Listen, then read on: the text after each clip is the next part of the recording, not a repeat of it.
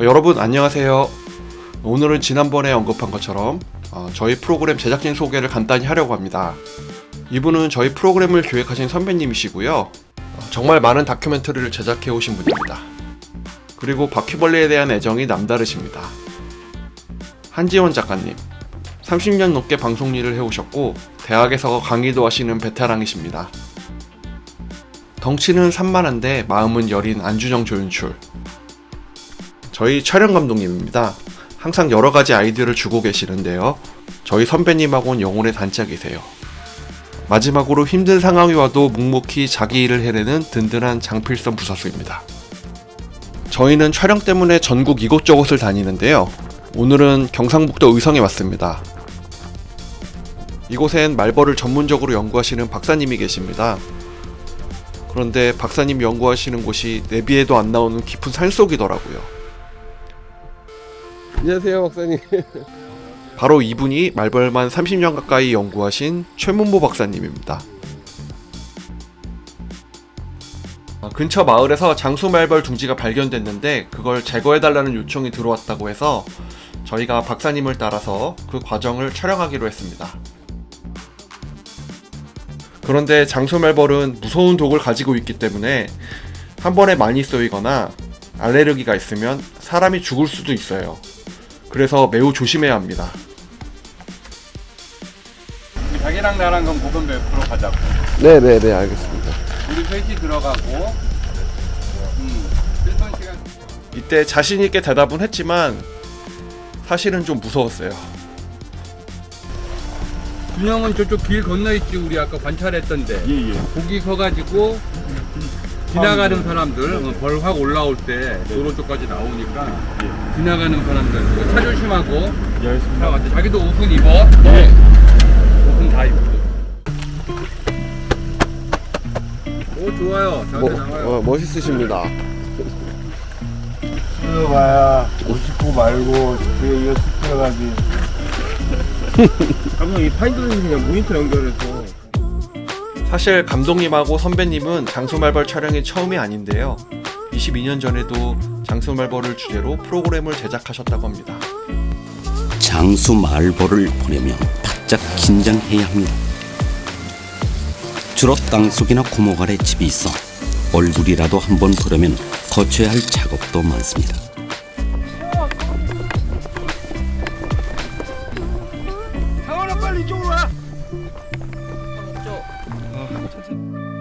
이 당시에 다른 촬영 감독님이 장수말벌에 쏘이기도 하셨는데요. 얼굴이 퉁퉁 붓고 통증이 3일은 지속된다고 합니다.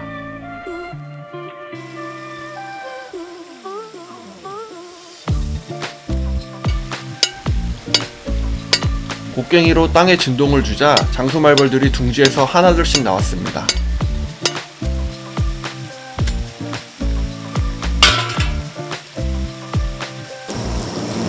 둥지를 공격당하자 장수말벌들이 화가 많이 나는데요. 얘네들이 비행할 때 나는 소리가 멀리서도 들릴 정도더라고요. 중무장을 한 감독님이 장수말벌 둥지에 최대한 접근해서 촬영을 진행했는데요. 얘들이 분이 안 풀렸는지 막 카메라를 공격하더라고요. 어쨌든 오늘 촬영은 벌에 쏘인 사람 없이 무사히 잘 끝났는데요. 저희가 이 녀석들을 찍은 이유는 이 녀석들이 꿀벌의 가장 큰 천적 중 하나이기 때문이죠. 그래서 꿀벌의 가장 큰 천적인 장수말벌과 등고운말벌에 대한 이야기를 최문보 박사님을 통해 들어보았습니다. 예, 안녕하십니까. 경북대학교에서 말벌을 연구하고 있는 최문보라고 합니다. 말벌 연구한 기간은 올해로 한 28년 정도 했습니다. 박사님, 장수말벌은 어떤 특징을 가지고 있나요? 중국이나 한국, 일본이 이제 거의 장수말벌의 핫스팟 지역이라고 보시면 됩니다.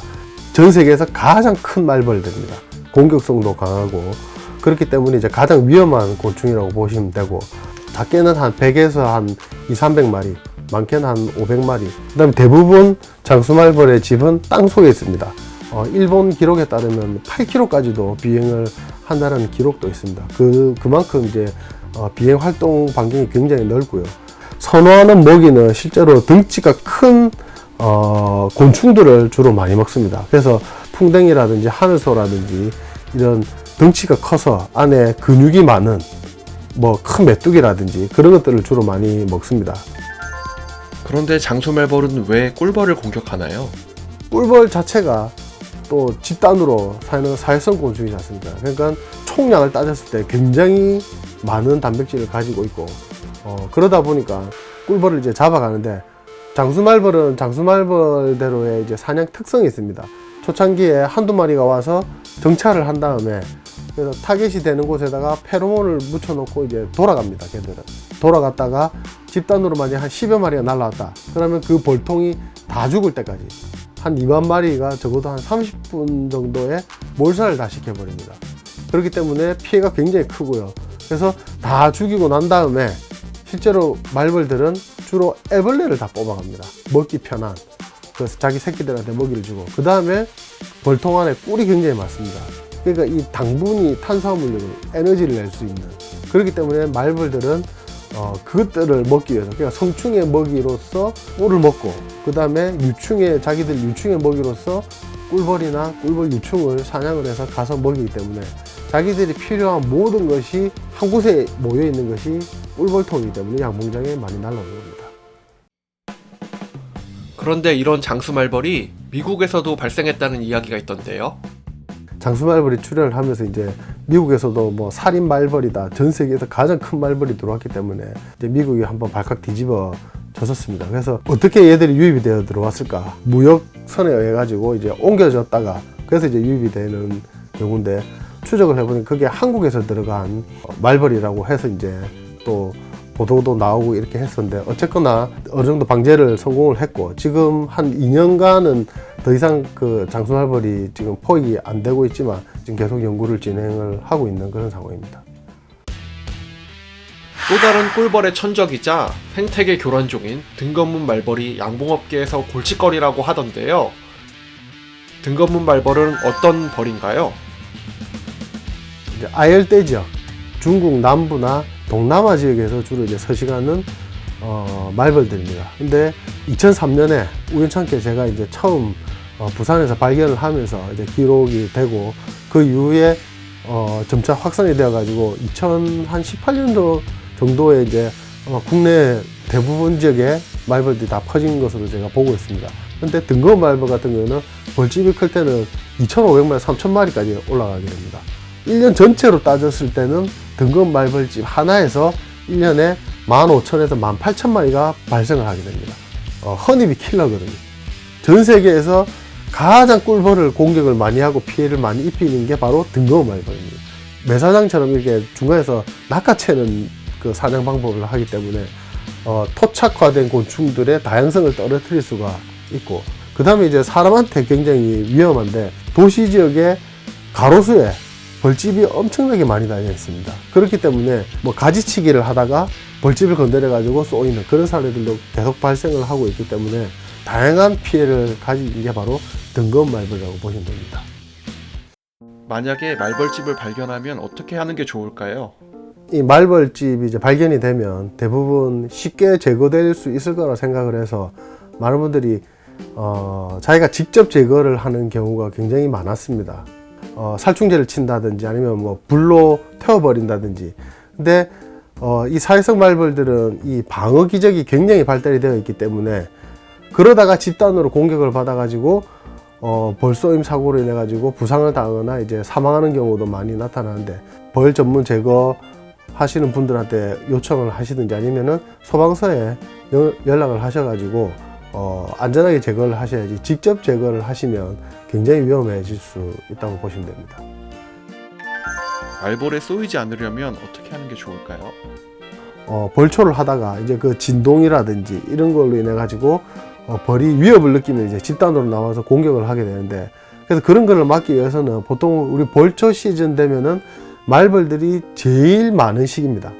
제일 벌집도 크고 개체수가 많은 시기이기 때문에 벌초하는 곳에 한 5분 정도를 보면서 벌이 있는지 없는지만 확인을 한 후에 벌초를 하면은 그나마 안전하게 벌초를 하실 수 있다고 보시면 됩니다. 담비라든지 아니면 뭐 멧돼지 또 뭐 곰 이런 털을 가진 이제 포유류들이 이제 천적이 되는데 그 천적들의 털 색깔이 대부분 짙은 갈색이나 검은색입니다. 짙은 색깔의 대상이 앞에 있을 경우에 공격성이 굉장히 높아집니다. 그렇기 때문에 오히려 숲속에 가실 때는 밝은 색, 뭐 노란색이라든지 흰색이 제일 좋고요. 그런 식으로 밝은색 옷을 입으면은 그 색깔로 인해 가지고 생사가 결정이 될 수도 있습니다. 인간과 꿀벌에겐 이렇게 위험한 존재일 수 있는데요. 하지만 생태계에선 중요한 역할을 한다고요? 지금 우리 예를 들어서 멧돼지라든지 또는 뭐 고라니라든지 이런 것들이 유해 동물로 지정을 돼 가지고 막 엄청나게 개체수가 많은 게 실제로는 걔들을 잡아먹는 포식자가 없기 때문입니다. 그래서 말벌들이 만약에 없어진다고 하면은 우리를 괴롭히는 해충들이 폭발적으로 증가를 할 수가 있습니다. 화분 매개를 하는 부분도 있고, 그 다음에 다양한 유용 물질들을 사람한테 제공해 줄 수도 있고. 말벌을 연구하시면서 어려운 점엔 어떤 것이 있나요? 오복을 입어야 되는데 그게 내부 온도가 엄청나게 많이 올라가거든요. 그래서 너무 더울 때는 사실 실험을 하지도 못할 때도 있습니다. 너무 더워가지고. 그래서 이제 그런 부분들이 있고, 실험 장소를 구하기가 굉장히 힘듭니다. 이게 말벌 독성 곤충이다 보니까 허가를 받기가 굉장히 힘들거든요. 실제로는 사람이 거의 오지 않는 곳에서 실험을 하는 경우가 굉장히 많고요.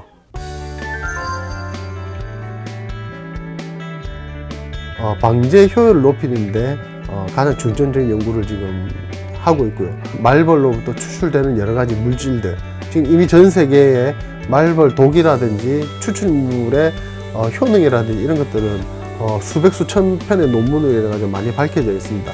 근데 그걸 좀 더 구체화하고 좀 더 이제 산업화 할 수 있는 그런 연구들을 차츰 진행을 할 예정입니다. 최근엔 국제적인 학술 교류도 활발히 하고 계시다는데요. 말벌 연구가 널리 알려진 분야가 아닌데도 묵묵히 연구하시는 박사님이 참 멋지다는 생각이 들었습니다. 끝까지 시청해주셔서 감사합니다. 다음에 뵐게요.